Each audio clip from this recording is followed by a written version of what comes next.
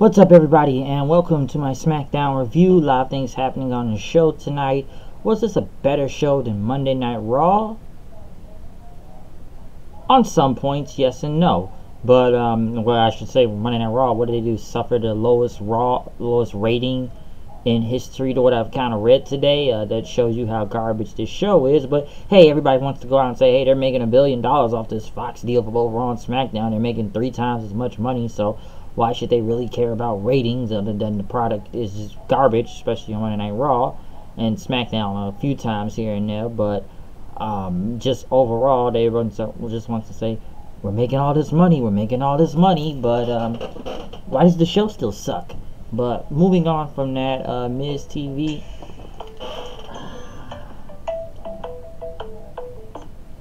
I'll call right back. I really gotta take care of something important. I'll call right back.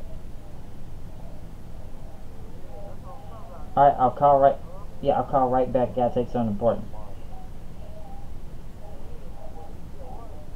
I'll call right back. Gotta take care of something important. I'll call back. Alright, bye. Sorry about that, but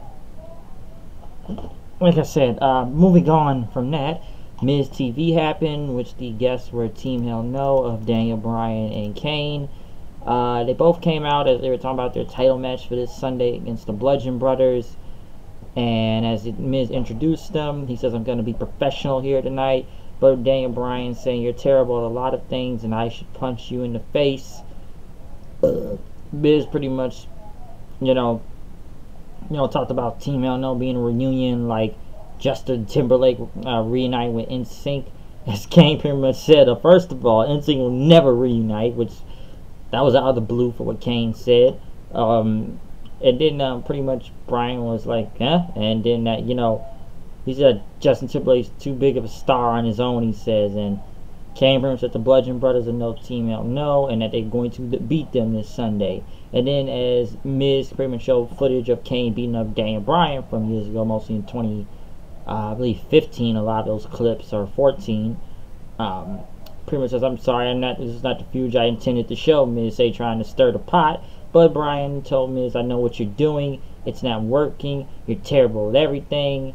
And like I said, the only thing Miz is worse is starting about is wrestling, that he just cannot wrestle. So the Bryan and Miz feud somewhat continues here, as Miz pretty much said that Kane would betray Daniel Bryan like he always does, and pretty much Miz looked at Bryan saying this whole cheesy nostalgia act you guys are trying to put on sucks.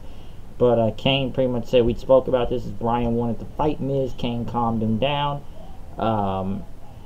Miz then called him a broken down demon.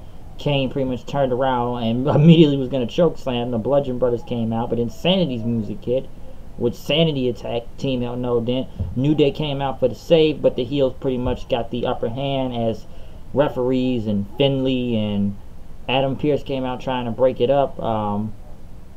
Pretty much they laid out both Team Hell No and the New Day, which this is going to end up in a 10-man tag later on tonight. So yeah, it pretty much sets up for the night's main event in the 10-man tag. The feud that looks like it never ends, even though it should have ended like maybe 3 weeks ago. I think it should have been over. AJ Styles and Shinsuke Nakamura again. Pretty much Rusev came out to watch. There was a Rusev Day chant then as he was there to watch the match. But even though Nakamura had Hardy's arm things on, walking, well, not in the ring, but he had before he hit the ring and stuff.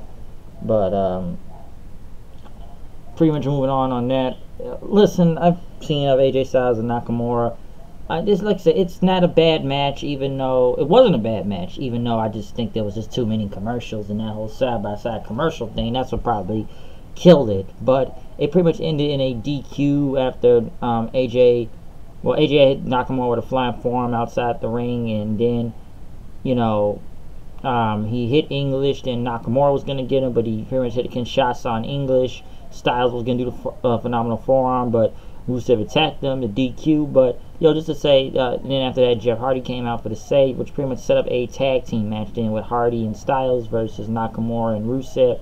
Like I said, AJ Styles versus Nakamura, it's like their matches kept getting better and better, which it should have been great at WrestleMania. Listen, does any of this come in comparison to Wrestle Kingdom? No. No, it does not come in comparison to Wrestle Kingdom or anything in New Japan's level. But, once again, this was still a really good match between these two. Even though in a DQ finish, I just felt like you think you would keep these guys away from each other after a while. It's not that long ago they faced each other. That's why I was wondering, like, we're really going back to this feud again? With, I'm surprised none of them haven't kicked each other in the nuts yet. That's what I'm almost surprised at. And they just didn't do that.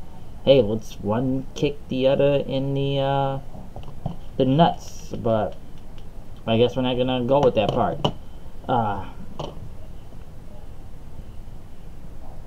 That part yet. Next thing you know,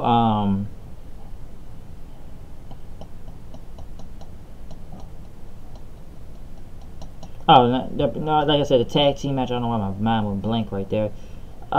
This match was pretty much quick, really. Hardy was going to do the Swanton Bomb, but Nakamura tripped him. Rusev pretty much had a Machka kick for the win. At least it gives him a bit of a boost going into Sunday because he needs it right now. Especially going against AJ Styles for the title.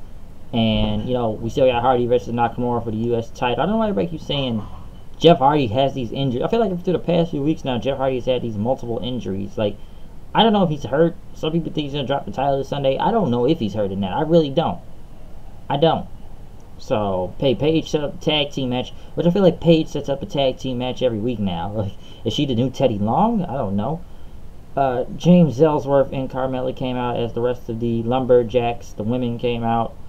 No Charlotte out there. Well, Charlotte had surgery, so I don't know why she's not there.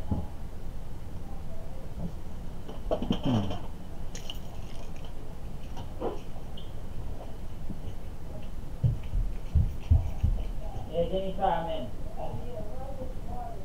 Alright, hold on.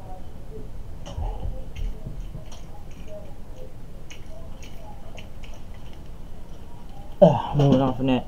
Like I said, I already said Charlotte wasn't around. James Ellsworth versus Asuka. This is just dumb. Ellsworth pretty much said that, that the Lumberjacks need to try to restrain themselves and stuff, and I don't know. This was so dumb and cringe that James Ellsworth gets this much. I don't even know. And this was dumb. Pretty much a chase scene was going on.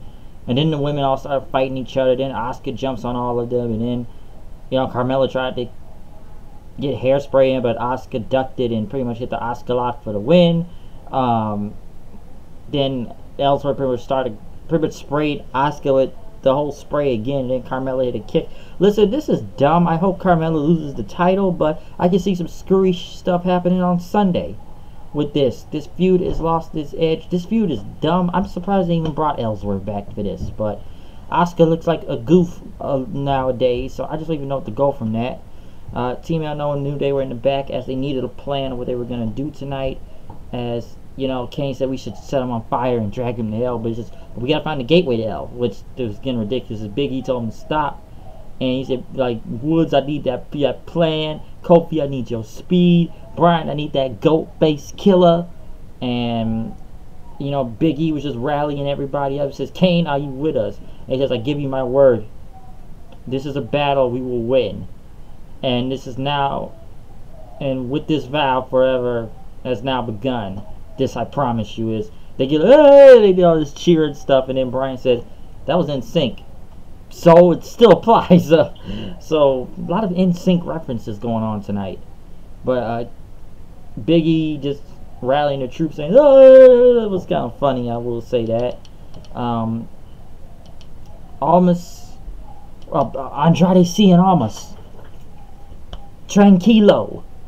Where has he been? Finally, we see him on TV. And I don't even know how long it's been at this point. We're finally doing a Sin Cara match. This was not a bad match. I was surprised this was a competitive match. I was surprised Sin Cara got this much offense on him. This was probably the best I've seen Sin Cara looking forever. He was really taking out Almas out there. This was a Lucha Libre style match if you ask me, doing that. But I'm just surprised it's taken them this long to finally do the match. Hopefully Andre Almas you know, goes up somewhere, him and Vega, because they were missing on TV for over a month. Where did they go? Got it. Yeah.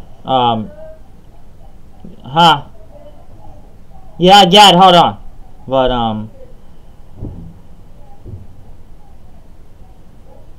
yeah, I got it. Hold on. Hold up. But yeah, almost. Hopefully he does something, cause.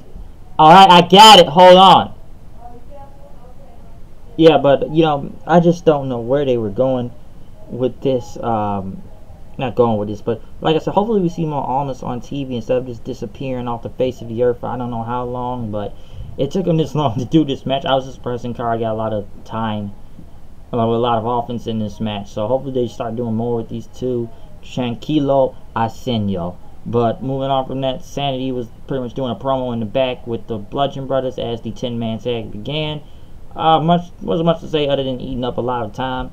The only thing I was just really surprised to see was, once again, Sanity takes another L, getting pinned Eric Young by Daniel Bryan. It's not like, you know, it wasn't just New Day versus Sanity or anything. You know, Sanity still dominant tonight, but have they actually won a match yet ever since they got here, even though they haven't been here long? But they kind of screwed up them anyways, actually taking that L a few weeks ago anyway, so they got to get a win on Sunday, since now today was announced it was them going against the New Day in a table match, so they got to get a win. I was just surprised to take another L.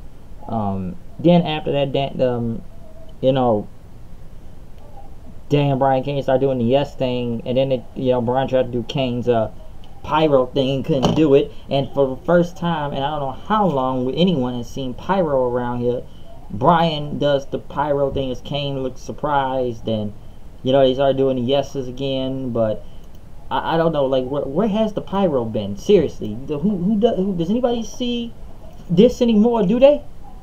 I don't even know if they do see it anymore, but it looked goofy, I will say that, but it was funny in a way. But it's like, why don't we ever see Kane with pyro? Kane is not the same without pyro.